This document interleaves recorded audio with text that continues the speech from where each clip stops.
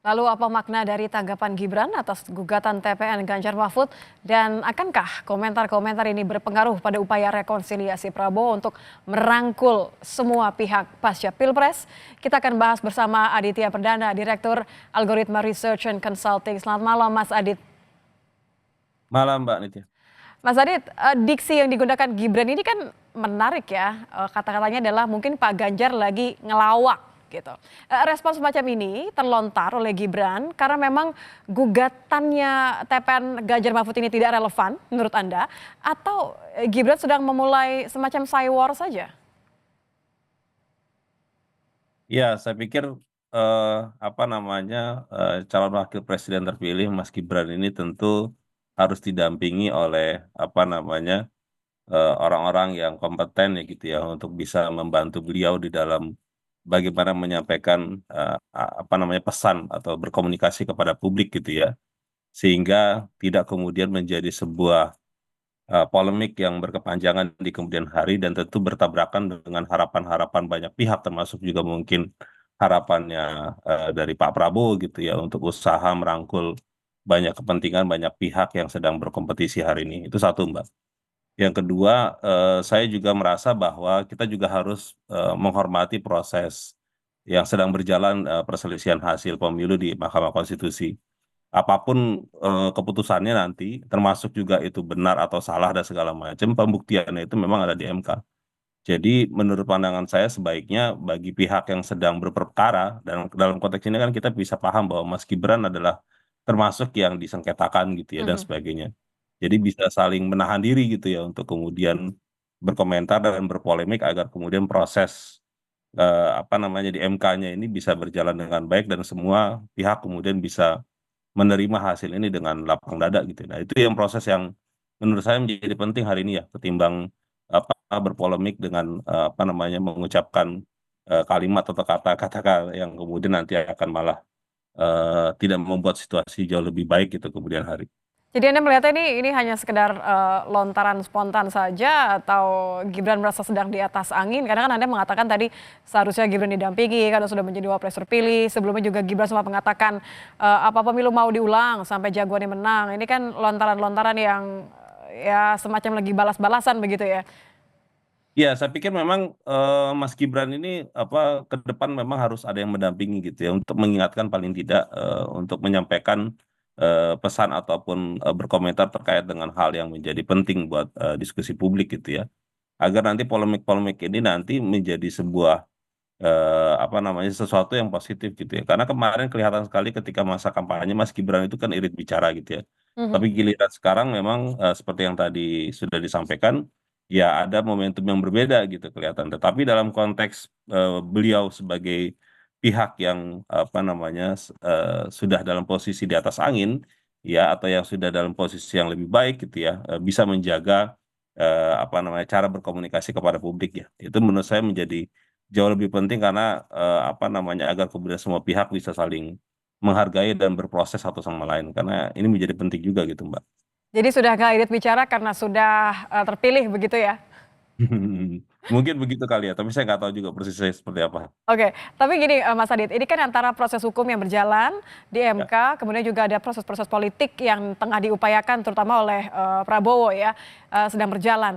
Kalau Anda melihatnya mana nih yang panggung depan, mana yang panggung belakang, mana yang kemudian akan benar-benar menjadi tawaran yang akan diambil nantinya begitu? Apakah ya sudah ini formalitas saja mengajukan ke MK supaya tetap ada yang dilakukan, tapi toh nanti ujung-ujungnya akan bersama-sama juga nanti di kabinet baru?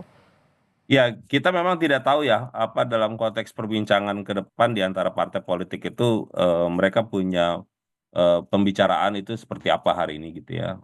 Ada yang punya spekulasi mengatakan bahwa hak angket mungkin akan berakhir kandas misalkan, atau mungkin hasil di Mahkamah Konstitusi juga tidak sesuai dengan apa yang nanti akan diharapkan oleh pihak penggugat dan sebagainya. Jadi apa spekulasi yang seperti itu menurut saya sih bisa dipahami gitu ya, karena tentu dalam politik ya, apalagi kita menjelang apa masa pemerintahan yang baru, hal-hal yang seperti itu akan bisa menimbulkan banyak spekulasi yang beraneka ragam. Jadi dan pada sisi yang lain partai politik juga merasa punya kepentingan untuk melakukan lobby-lobby politik agar kemudian terutama paslon 2 gitu ya untuk memastikan bahwa nanti di dalam masa pemerintahan terbarunya di bulan Oktober 2024 mereka sudah punya kekuatan yang jauh lebih firm ya apa namanya koalisi pemerintahannya karena hari ini kan kalau dibaca posisinya di paslon 2 itu kan belum belum di atas 50% gitu. Kalau misalkan kita berandai mereka harus merasa terbentuk di atas 50% gitu ya. Jadi saya sangat meyakini bahwa beberapa bulan ke depan itu masih dalam proses dinamika dan politik yang tinggi juga gitu ya. Karena untuk bisa memastikan terutama dari sisi pemerintah apa Pak Prabowo Gibran gitu ya untuk memastikan mereka bisa apa namanya aman gitu ya posisi politiknya di dalam koalisi pemerintahan terutama di DPR gitu Mbak. Jadi ini bagian dari skenario itu. Bagian Apakah dari skenario, kemudian termasuk untuk besok ya, sidang MK ini perdana nih. Menurut Anda ini akan masuk ke skenario yang mana nih? Skenarionya siapa? saya Akan berjalan saya nggak menguntungkan bisa. untuk siapa? Ya, itu dia. Makanya itu saya ingin mengatakan bahwa kita tidak paham juga nanti akhirnya kemudian endingnya akan seperti apa. Bisa jadi mungkin yang di MK itu apa namanya hasilnya bisa memuaskan ataupun tidak memuaskan gitu ya. Tapi kalau saya menduga kan akan berat gitu ya karena jumlah suara yang digugat itu kan relatif cukup besar. Gapnya itu kan relatif cukup besar gitu ya. Apa namanya agak rumit juga gitu untuk bisa menghasilkan apa namanya pembuktian yang bisa dipercaya di sidang Mahkamah Konstitusi. Tapi kalau yang di DPR itu juga pun apa namanya hari ini kan juga terlihat adem ayem gitu ya. Jadi Hmm. tidak ada sesuatu yang membuat publik merasa bahwa ada optimisme juga di DPR ketika mengusulkan hak angket gitu ya. Jadi kelihatannya apa namanya akan ada Kelihatannya semua pembicaraan. menunggu ya.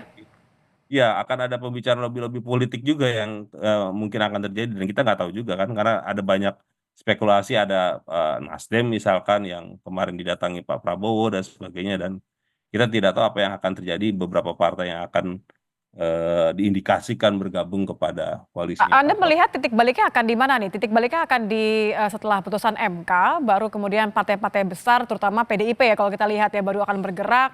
Hak angket juga kita baru akan lihat apakah memang mereka serius atau tidak. Kemudian juga upaya rekonsiliasi ini akhirnya akan benar-benar terjadi.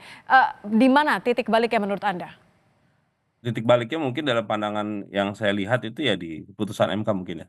Karena itu yang akan untuk meyakinkan publik terutama kursi DPR ya. Karena kan tentu yang sekarang hari ini diperhatikan itu kursi DPR yang fixnya dan itunya berapa gitu. Selain juga kalau dalam sisi Pilpres kepastian hukumnya terkait dengan hasil pemilunya itu seperti apa. Hmm. Jadi itu di situ. Kalau hak angket saya pikir eh, apa namanya prosesnya itu masih tarik menariknya juga kencang gitu ya. Dan kita menunggu posisi PDIP itu seperti apa terkait dengan itu. Jadi memang masih panjang ya, dinamikanya juga masih tinggi dan saya pikir ini masih sangat menarik untuk diperhatikan sampai beberapa bulan ke depan. Kita nggak tahu juga nanti ada Mhm. perubahan-perubahan menarik seperti apa lagi ntar.